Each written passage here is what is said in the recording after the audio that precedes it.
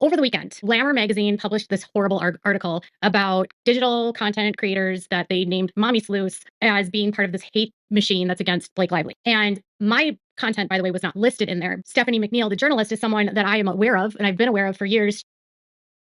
Hi beautiful people, happy Monday. Hope you guys are doing well. As you heard in the beginning of this video, that was Katie Joy admitting that she wasn't named in that article and that she is aware who Stephanie McNeal is. Now listen to her bottom line about Stephanie and her article. And when you use a major publication to defend Blake, who Glamour has every incentive to defend so that they can maintain access to, and so, Mr. Brian Henry has every right to defend her too because, his boss sells high-priced real estate, and I'm sure knowing that he has access to some of Ryan's friends that he's been an agent for certainly wouldn't help him if he started, not believing the entitled wealthy woman who took over a movie and destroyed a man's career. I mean, there's no empathy for what Justin's gone through. There's no empathy for what Justin's wife is having to endure. There's no empathy for any of the female women, producers or staff that work at Wayfair that are being harmed, or the assistant directors that were fired because of Blake, or people that lost their jobs because of what Blake did. There's no empathy for them. And she had no empathy for victims of domestic violence during the press tour. She had no empathy for Dylan Farrow when she worked on Woody Allen's film and then defended Woody Allen and was really upset that people were calling him a rapist, and it was really unfair because he was a good guy, but has never apologized to Dylan Farrow, his daughter, that says he molested her. She's never been someone that cared about victims unless it meant that she was the victim or she could get an award from Variety. I noticed that she did this thing for a minute where she was really into exploitation of children online through CSAM, and then she stopped talking about it. And I was like, well, that's weird. If you're so passionate about this, why isn't this your thing? Or was this just the trendy topic? It was around the same time that Ashton Kutcher was doing the stuff with the company that was tracking content online and helping, get people arrested. And now he doesn't do that anymore because he defended Janny Masterson. But she's never cared about victims. And really, people that don't believe her, a lot of them are victims. Katie Joy is also including Stephanie's husband and alluding to the fact that he has to support Blake Lively because his boss has access to some of Blake's husband's friends. And it wouldn't help him if he did not believe the entitled wealthy woman. And she's referring to Blake Lively. She accuses both Stephanie and her husband of not having empathy for Justin Baldoni and his family. She cannot make that call. She doesn't know what they feel personally. She is going solely off Stephanie's article and Stephanie's husband defending her. She goes on to accuse Stephanie of doing stories because they are trending topics. Isn't that her job, Katie Joy? She is a journalist who covers viral trends, internet culture, influencers, and creators. And for you to have mentioned CSAM and trying to make her out to be the heartless one, maybe take a look in the mirror, because you are the one that did admit that when it comes to you covering CSAM, you have become desensitized. And remember, you sat on your Instagram live and demonstrated digitally penetrating. What do you think that sounds like? You put your fingers up the genitals of a 5-year-old girl. So you rape a child by sticking your fingers inside their genitals. Please, people, do your due diligence in who you retain your information from in regard to online creators and what they are truly about, especially without a crystal ball. And also, didn't you work with Wilder Valderrama and his production company? Did you not do your research about his scandals? Long story short, this article caused a lot of anger online, and you don't have to be on any side of politics here to have an opinion. And to me, I'm a liberal. I'm a registered Democrat. Some of you might hate that. I don't bring politics here. It's not what my channel is about. It didn't cause that much anger online. A few TikTokers spoke about it, and you inserted yourself because you want to take a jab at Stephanie because of your ill feelings towards her, and only because she didn't align with your views in the article she wrote about this whole 7M story. You are right that you don't bring politics to YouTube because this is your moneymaker. You cannot piss people off here, whereas you can on your Instagram,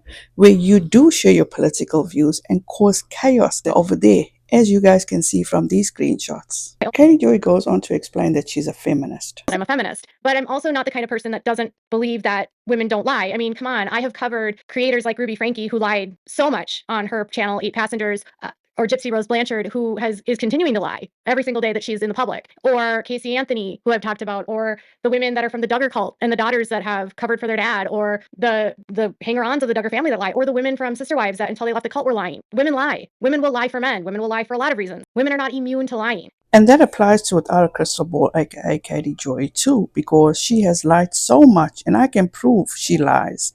She has lied about me on several occasions, and again, I can prove it. She lied that a man sexually harassed her. She lied about another man, and she said that he abused his wife and child, and a sister that he never had. She lied about being a victim of SA, in my opinion, and from my own research, she is no different than the same person that she is reporting on, and that is Blake Lively. They could be one of the same. It is like one is watching Katie Joy report on herself. She sure did cover Ruby Frankie, yet she didn't give an interview on a reputable network that aligns with her own views. No, she gave an interview with Fox 13 News Utah, the same news outlet that she is looking down on Stephanie for working for. Stephanie, whose political views seem to change because she worked as a news editor for Fox News for 3.5 years. It's cute that she would then go on to criticize people that are conservative, being that she worked at a conservative outlet named Fox News for 3 years. From 2011 to 2014, Stephanie McNeal was a news editor for Fox News. Then she moved to BuzzFeed, and now she's at Glamour, and now she's a liberal. She talks about how she reports on Gypsy, who was continuing to lie, but she fails to mention how she covered up for Gypsy and covered up Gypsy's lies and supported Gypsy Rose right up until maybe 4 or 5 months ago. What about how she exploited the Duggar children for years and profited off their trauma? She even admitted how she has made millions. She claims to be an advocate and that she is dismantling cults one post at a time. How is she any different than Blake Lively? Katie Joy lies for clicks, views, money, attention, and acceptance. She goes on to attack Stephanie's husband. Check this out. So suddenly I noticed someone named Brian Henry in my comments, okay? And he said, mommy sleuth versus a bad mom. Big difference. Encouraging continued tax doesn't make you the hero in this, but congrats on the engagement. We know that's what this is about, which is really funny because Stephanie's husband, who is this guy, works as the SEO kind of content distributor for this really big real estate guy named Ryan. He was on $1 Million Listing, and he works for his company, and his job is making content and getting his content to go out viral so that, he can get more business. So he's in that business. But I said, your wife needs help. Who happened to be the real estate agent for Ryan Reynolds' friend, Bradley Cooper. And Ryan Reynolds happened to be at a speaking event with her husband, Brian Henry's boss, in April in Australia. They co-headlined an event. I can't tie them directly together. What has Stephanie's husband, his career, or even his employment have to do with anything? He stood up for his wife, the same way Katie Joy's husband has stood up for her. In many of other creators, including myself, posts. Stephanie is the senior editor for Glamour. She doesn't own Glamour. What gets put on the cover of Glamour is out of her control, I assume. Now, Katie Joy is alluding to Stephanie and her husband being corrupt, all because, stay with me, Ryan Reynolds was at an event in Australia with Brian's boss, Ryan Sayans, and she can't make the connection. There is no connection. Here. This is Katie Joy doing the same thing she is accusing Stephanie of, and that is sensationalizing stuff. By the way, I never called her name. I never went after her parenting. I never attacked her mothering. I never even said to her that she was a bad mom. I didn't even know she had a kid, okay? Katie absolutely did not talk about Stephanie's parenting, but let's not get it twisted. She does talk about people's parenting. Example, 2 days ago, she made a post, and as you can see, she called Alec Baldwin's wife a bad mother, and that she, talking about Katie Joy, as you can see from this post, she hates this woman. This is someone that said Stephanie is not a serious journalist, and she, talking about Katie Joy, proclaims that she is a journalist. And when you start telling other women that they're hurting other women, you're of course going to get backlash. And so what she did was, she did what Blake does. She picked the fight and then she ran away with the tail between her legs. Katie Joy states that Stephanie did what Blake Lively does, ran away with her tail between her legs. Correction. Katie Joy does what Blake Lively does.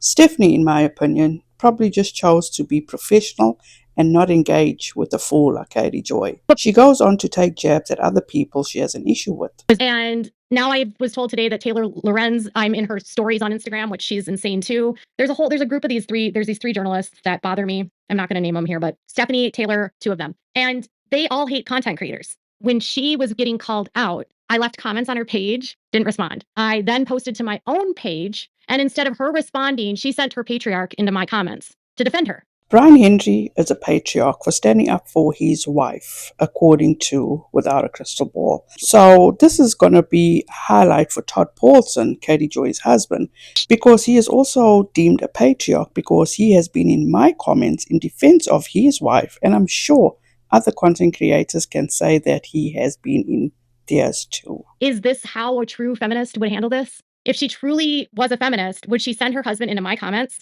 to defend her? and then accuse me of only doing this for clicks and views and money when he actually works in SEO, and so does Stephanie. They start the fight. They create the chaos. They throw the first insult. If Without a Crystal Ball is so offended to the term mummy sleuth, why don't you take it up with Candace Owens? Because she is the one that coined that phrase. You absolutely did insult Stephanie by saying that she's not a serious journalist. You are the one that's not a journalist. You try to claim that you are by getting out of defamation lawsuits. Are you a true feminist without a crystal ball? The way you continue to attack, disparage, and insult the Duggar girls, the sister wives, Miranda Derrick, all these women that you claim as in a cult that you're supposed to be advocating for, and you are doing it for clicks, views, and money. You said this is what sustains your family. So in ending this, let's take a peek at what you, without a crystal ball, classify yourself as on your socials. Let's start with Instagram. You say you're a digital creator. Can't argue with that. Independent journalist? No, you're not. And if you think you are, you suck. Because faced 3 defamation lawsuits, settled 2, still 1 ongoing, but in total have faced maybe 6 lawsuits. And if you were that offended by Mummy Sleuth, so why are you adding it to your socials? On your Facebook, you say you are a YouTuber and a blogger. Perfect. On your YouTube, you say that you are a news outlet, digital creator. News outlet? I'm still scratching my head on that one, because no news outlet covering a child who was crying out for help and saying she was being touched inappropriately would prematurely make the decision saying the child is lying before evidence comes out, and accuse their child of lying because you felt she acted like your son that throws tantrums. And also, no news outlet automatically accusing people of being cult leaders, RAPIST, of previous allegations of court records where the case was won by that individual that you accuse of being all these things. And finally, without a crystal ball, I, Ronelle Smith, am still waiting on your proof where you accused me in a post for the evidence that I agreed to help the man that is suing you for defamation. It's been quite a while and you still have not provided any proof. So you guys, that's all I have for now. Thank you so much to each and every one of you for watching. Have a wonderful and productive rest of your week. Please be safe out there. Be kind to one another, and don't forget, make good memories. Bye guys.